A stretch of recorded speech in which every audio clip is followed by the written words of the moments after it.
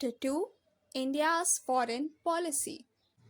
Imagine करो कि आपका अपना घर है। उस घर को सेफ और खुशहाल रखना आपकी सबसे बड़ी जिम्मेदारी है। पर क्या आप अकेले ही सब कुछ कर सकते हो? नहीं, आपको अपने पड़ोसियों के साथ बात करनी पड़ती है। अगर आपको दूध या सब्जी चाहिए तो आप अपने पड़ोसी से मदद मांग सकते हो। अगर आपके घर में शोर हो रहा है तो आपको उन्हें बताना पड़ता है। अगर कोई नया परिवार आपके मोहल्ले में आता है तो आप उनके साथ दोस्ती करना चाहते हो। बिल्कुल इसी तरह हर देश एक घर की तरह होता है और इस घर को सेफ और बेहतर बनाने के लिए देश को भी दूसरे देशों के साथ रिश्ते बनाने पड़ते हैं। तो फॉरेन पॉलिसी क्या है?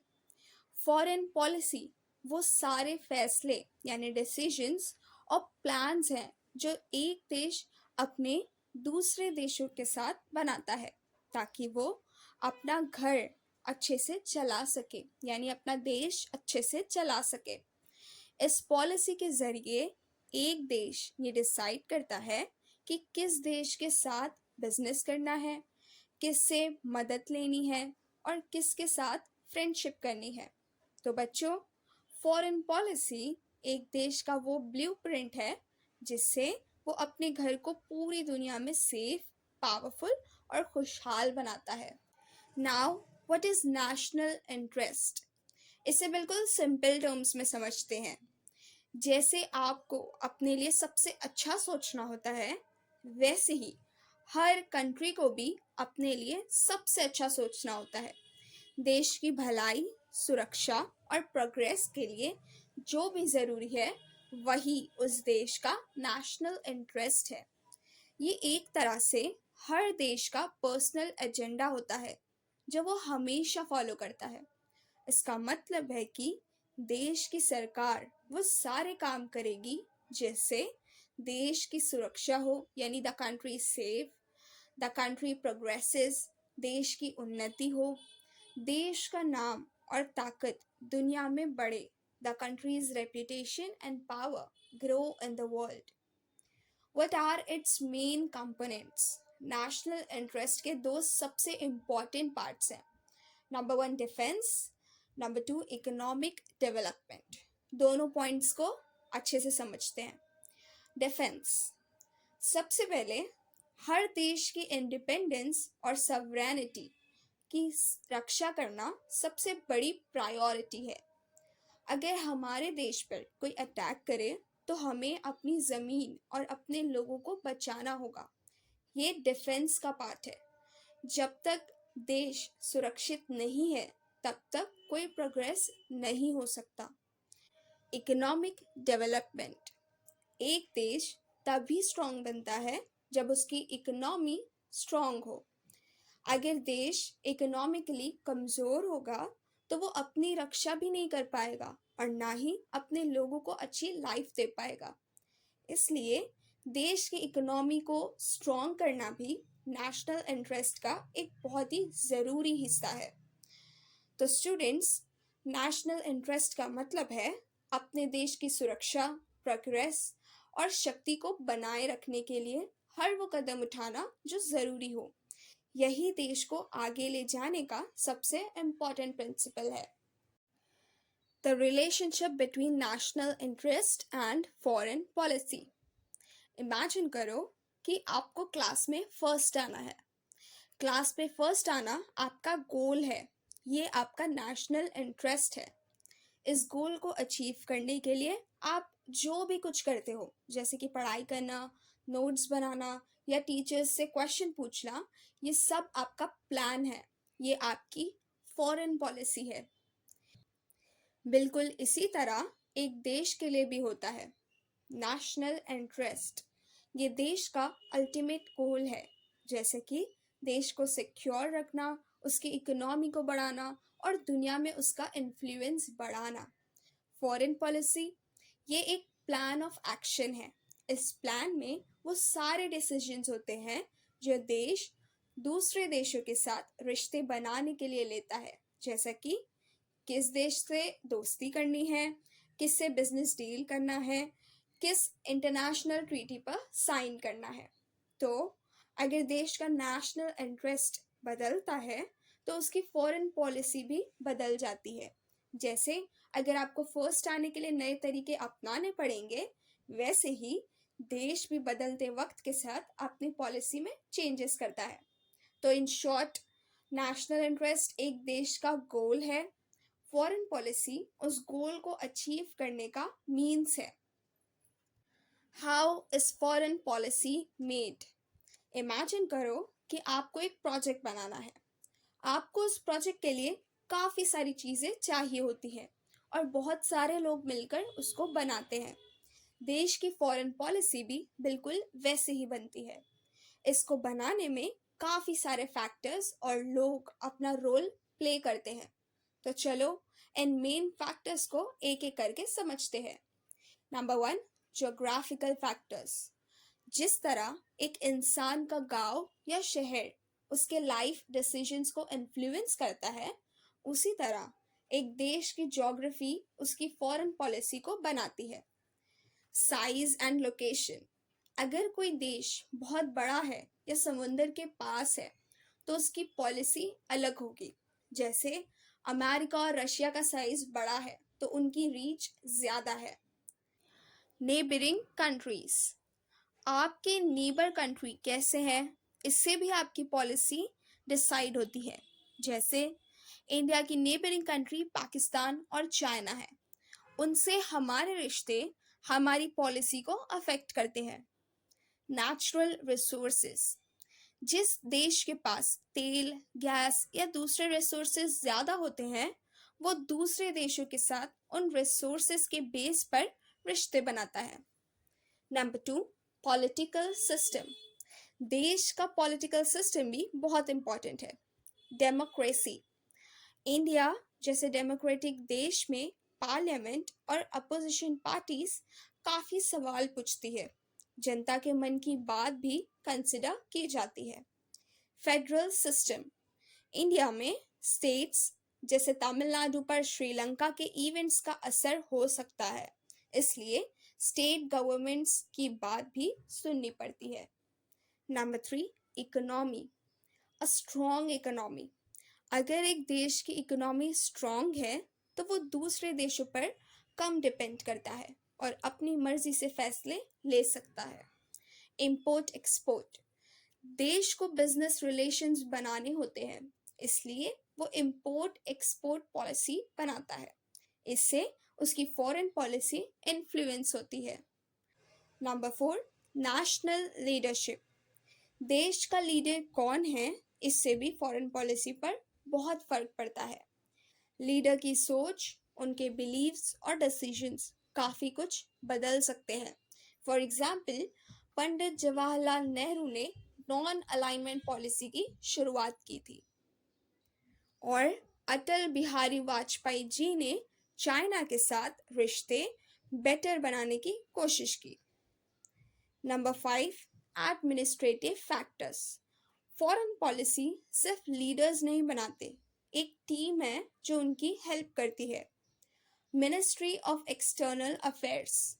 ये मिनिस्ट्री सबसे इम्पॉर्टेंट है। इसमें फॉरेन सेक्रेटरी और एम्बेसडर्स जैसे लोग होते हैं। इनका रोल क्या है? ये अलग अलग देशों से इंफॉर्मेशन कलेक्ट करते हैं, उनको एनालाइज करते हैं और लीडर्स को सही एडवाइस देते हैं। नेशनल सिक्योरिटी एडवाइजर भी इस टीम का एक की मेंबर होता है। तो स्टूडेंट्स, इन सब फैक्टर्स को ध्यान में रखकर ही कोई देश अपनी फॉरेन पॉलिसी बनाता है। Now what is India's foreign policy? जब 1947 में इंडिया आज़ाद हुआ तो हमें अपनी खुद की फॉरेन पॉलिसी बनाने की ज़रूरत थी। हमने डिसाइड किया कि हम कैसे दूसरों देशों के साथ रिश्ते बनाएंगे। इस पॉलिसी को बनाने के लिए हमारे कॉन्स्टिट्यूशन में कुछ गाइडलाइंस दी गई हैं। इन गाइडलाइंस को हम directive principles of state policy कहते हैं। इसमें से आर्टिकल 51 में ख़ास तौर पर फॉरेन पॉलिसी के लिए इम्पोर्टेंट पॉइंट्स दिए गए हैं। ये एक ब्लूप्रिंट की तरह है जो बताता है कि हमें दूसरे देशों के साथ कैसे बिहेव करना चाहिए। आर्टिकल 51 के मेन पॉइंट्स। आर्टिकल 51 कहता है कि इंडिया की फॉरेन पॉलिसी इन कुछ मेन प्रिंसिपल्स पर बेस्ड होनी चाहिए। Number 1, international peace and security. India का मेन मकसद है कि दुनिया में शांति और सुरक्षा बनी रहे। हम लोग वॉर को बढ़ावा नहीं देते बल्कि शांति को प्रमोट करते हैं। Just and honourable relations. हमें दूसरे देशों के साथ सही और इज्जतदार रिश्ते बनाए रखने चाहिए। इसका मतलब है कि हम किसी के साथ धोखा नहीं करेंगे और सभी देशों को बराबर समझेंगे। Respect for international law. जैसे हर देश में कुछ रूल्स होते हैं, वैसे ही दुनिया के भी कुछ रूल्स और लॉज हैं। इंडिया इस तरह के रूल्स और अग्रीमेंट्स को हमेशा रिस्पेक्ट करता है। Encouragement of arbitration. अगर दो देशों के बीच कोई झगड़ा हो तो इंडिया चाहता है कि वो झगड़ा शांति से और आपस में बात करके सुलझे। वॉर करने के बजाय हम आर्बिट्रेशन यानी मिडल मैन की मदद से झगड़ा सुलझाना को इनकरेज करते हैं। Objectives of India's foreign policy. जैसे आप हर काम एक गोल के साथ करते हो, वैसे ही देश की फॉरेन पॉलिसी के भी कुछ मेन गोल्स होते हैं। नंबर 1, देश की सुरक्षा और ज्योग्राफिकल बाउंड्रीज की रक्षा।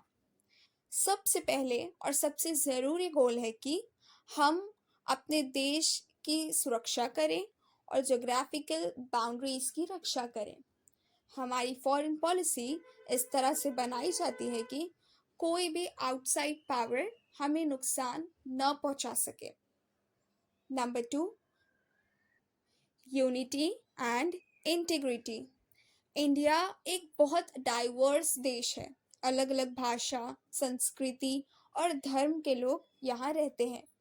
हमारी फॉरेन पॉलिसी इसी तरह से बाइज्ड है कि देश की यूनिटी और इंटीग्रिटी पर कोई आंच न आए। Safety of Indians living abroad.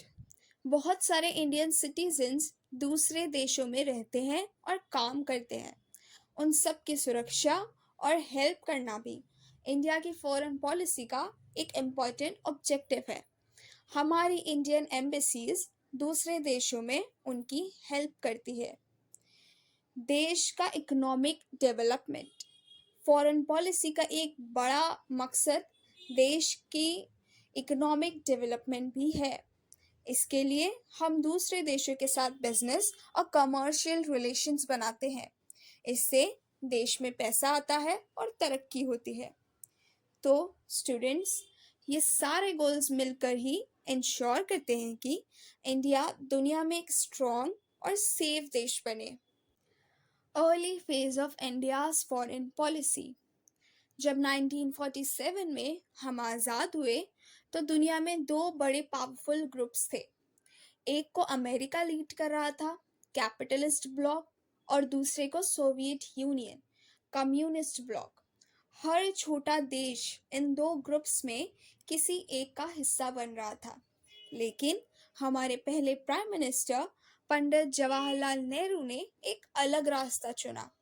उन्होंने कहा, हम ना अमेरिका के साथ जाएंगे और ना ही सोवियत यूनियन के साथ। इस पॉलिसी को नॉन अलाइनमेंट कहा गया। इस पॉलिसी के मेन गोल्स थे। नंबर 1, आज़ादी का सम्मान। इंडिया ने डिसाइड किया कि हम किसी भी बड़े देश के प्रेशर में नहीं आएंगे और आज़ादी से अपना फैसला लेंगे। नेहरू जी ने कॉलोनियलिज्म का भी विरोध किया। नंबर 2, दुनिया में शांति। इंडिया का एक और बड़ा मकसद था दुनिया में शांति और सुरक्षा को बढ़ावा देना। हमने हमेशा शांति और आपस में मिलकर काम करने पर जोर दिया है। नंबर 3, अपने ऊपर निर्भर रहना। हमारी पॉलिसी का एक इम्पॉर्टेंट हिस्सा था सेल्फ रिलायंस।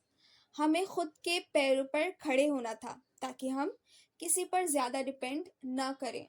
नंबर 4, एशिया और अफ्रीका से दोस्ती। इंडिया ने एशिया के देशों और बाद में अफ्रीका के देशों के साथ रिश्ते सुधारने पर जोर दिया। इससे अफ्रो एशियन यूनिटी बढ़ी, जो कि नॉन अलाइनमेंट का एक बड़ा हिस्सा था। जैसे जैसे वक्त बदला, हमारी फॉरेन पॉलिसी भी थोड़ी थोड़ी बदली। सिक्योरिटी। अपनी सिक्योरिटी के लिए हमने सोवियत यूनियन, फ्रांस और वेस्ट जर्मनी से डिफेंस टेक्नोलॉजी इंपोर्ट की। पाकिस्तान के साथ वॉर। इंडिया और पाकिस्तान के बीच कश्मीर को लेकर वॉर हुए, जैसे 1947 टू 48 और 1965 में। 1971 में हुए वॉर के बाद बांग्लादेश एक अलग देश बना। Nuclear power. 1974 और 1998 में न्यूक्लियर टेस्ट करके इंडिया ने दुनिया को दिखाया कि हम एक न्यूक्लियर पावर है। पड़ोसी देश। साउथ एशिया के पड़ोसी देशों के साथ बेटर रिश्ते बनाने के लिए सार्क, जिसका फुल फॉर्म है south Asian association for regional cooperation, जैसे ऑर्गेनाइजेशंस बनाए गए। अमेरिका और चाइना। हमने चाइना के साथ बातचीत शुरू की और अमेरिका के साथ भी सिक्योरिटी के फील्ड में कोऑपरेशन बढ़ाया। तो स्टूडेंट्स, इंडिया की फॉरेन पॉलिसी ने शुरू में नॉन अलाइनमेंट को अपनाया और फिर वक्त के साथ साथ बदलते हालात के हिसाब से उसमें ज़रूरी चेंजेस किए। इंडियाज़ फॉरेन पॉलिसी का second stage 1991 to till date. 1991 का ईयर इंडिया के लिए बहुत बड़ा टर्निंग पॉइंट था। इस साल इंडिया ने अपनी इकोनॉमी को बदला। हमने फ्री मार्केट इकोनॉमी को अपनाया, जिसका मतलब था कि सरकार का कंट्रोल इकोनॉमी पर कम हुआ। इससे फॉरेन पॉलिसी में भी चेंजेस आए। फॉरेन पॉलिसी में चेंजेस क्यों आए? जैसे अगर आपके पास ज़्यादा पैसा आता है तो आपकी सोच और डिसीजंस बदल जाते हैं। वैसे ही जब इंडिया ने अपनी इकोनॉमी को खोला तो उसने दूसरे देशों के साथ रिश्ते बनाने पर ज़्यादा जोर दिया। अब हमारी फॉरेन पॉलिसी का मेन फोकस था नंबर 1, इकोनॉमी, ट्रेड और टेक्नोलॉजी। पहले जहां हम सिर्फ शांति और सुरक्षा की बात करते थे, अब हमने इकोनॉमी, ट्रेड और टेक्नोलॉजी को अपनी पॉलिसी का सबसे इम्पोर्टेंट हिस्सा बना लिया। नंबर 2, पड़ोसी देशों और दुनिया से बिजनेस। हमने अपने पड़ोसी देशों और पूरी दुनिया के साथ बिजनेस बढ़ाया। इससे इंडिया का इकोनॉमिक ग्रोथ रेट बढ़ा और इंटरनेशनल ट्रेड में हमारी हिस्सेदारी बढ़ी। नए रिश्ते बनाना। एशियन देश, साउथ ईस्ट एशियन कंट्रीज और उनके ग्रुप एशियन के साथ हमारे रिश्ते बेहतर हुए।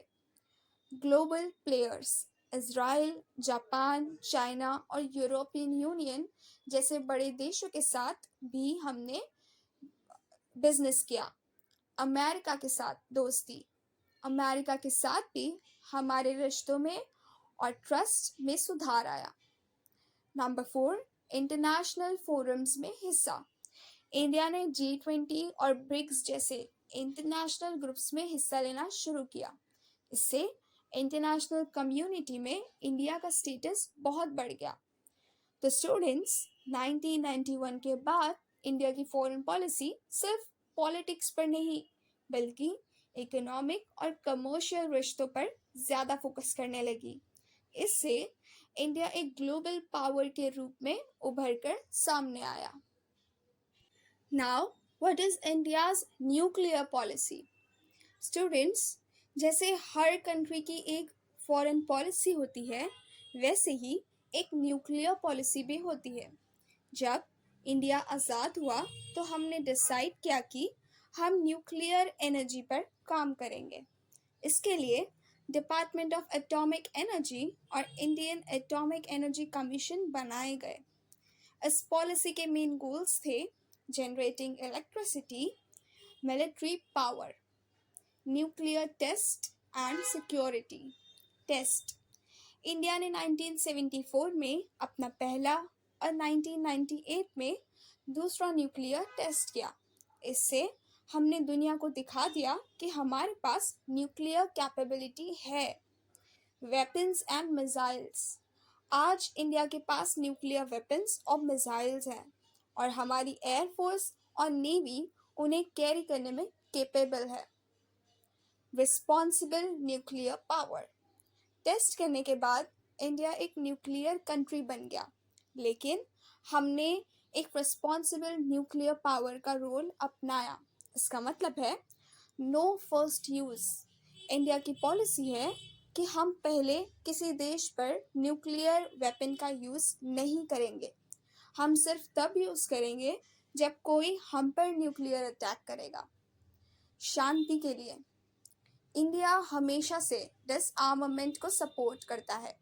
हमारा मानना है कि दुनिया में शांति और सुरक्षा बनी रहनी चाहिए और इसके लिए न्यूक्लियर वेपन्स को कम करना ज़रूरी है।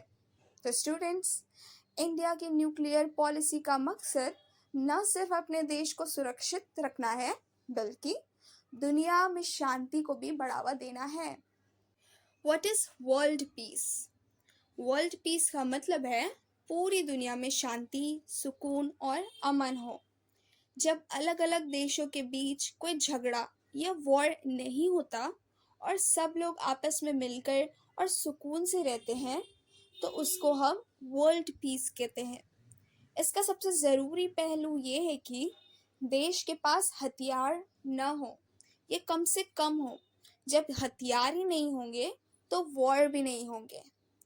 Efforts for piece organisations.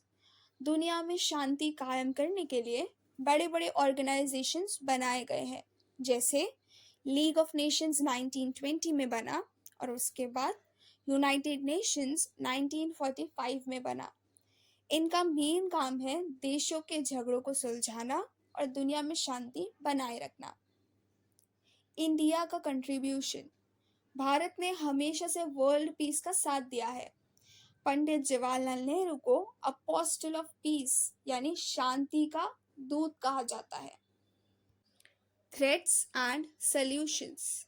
आजकल वर्ल्ड पीस को कई चीज़ों से थ्रेट है। Nuclear weapons. देशों के पास न्यूक्लियर वेपन्स का होना सबसे बड़ा थ्रेट है। अगर ये हथियार गलत हाथों में पड़ गए, जैसा किसी गैर जिम्मेदार लीडर या टेररिस्ट के पास, तो पूरी दुनिया के लिए खतरा हो सकता है। Cuban missile crisis. जैसे 1962 में क्यूबन मिसाइल क्राइसिस के दौरान अमेरिका और सोवियत यूनियन वॉर के बहुत करीब आ गया था, लेकिन द बैलेंस ऑफ टेरर की वजह से उन्होंने हथियार पीछे कर लिया। इसका मतलब है कि जब दोनों तरफ के पास इतने खतरनाक हथियार थे, तो उन्होंने वॉर करने से परहेज किया। तो स्टूडेंट्स, वर्ल्ड पीस सिर्फ वॉर न होने का नाम नहीं है, बल्कि एक ऐसी दुनिया का नाम है जहां सभी देश आपस में मिलकर रहते हैं बिना किसी खतरे के। तो students, to conclude the chapter, हमने देखा कि कैसे फॉरेन पॉलिसी एक देश के लिए उतनी ही ज़रूरी है जितना एक इंसान के लिए दूसरे लोगों से रिश्ते बनाना।